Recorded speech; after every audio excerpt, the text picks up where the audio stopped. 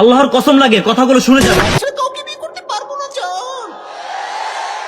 তারপরের দিন একটা বেটার অপশন পেয়ে গেলে তোমাকে গুল্লি করে টাকাওয়ালা যুবকের সঙ্গে বিয়ের পিড়িতে বসে যাবে। মেয়েদের মন পাল্টাইতে সময় লাগে না ভাইজান। মেয়েদের উপরে এক, ভেতরে কিন্তু আর এক। উপরে বলবে তোমাকে ছাড়া কেউ ভালো লাগে না, তুমি ছাড়া কেউ নাই।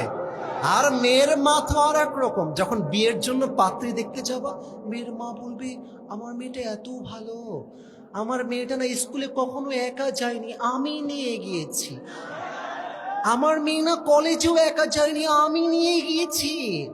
আমার মেয়েটা একদম মাসুম, দুধে ধোয়া তুলসী পাতা। ও কত দুধে ধোয়া তুলসী পাতা। বিয়ের পরে মোবাইল ফোনটা চেক করবা, দেখবা এক ঘাটে নয় 12 ঘাটে পানি খেয়ে বিয়ে করেছে। তবে সব মেয়েকে আমি আসিফ ফজু এক পাল্লায় মাপি না। তো যেমন খারাপ মেয়েও আছে, তেমন ফাতেমা চরিত্রবান মেয়েও এই বাংলাদেশে আছে।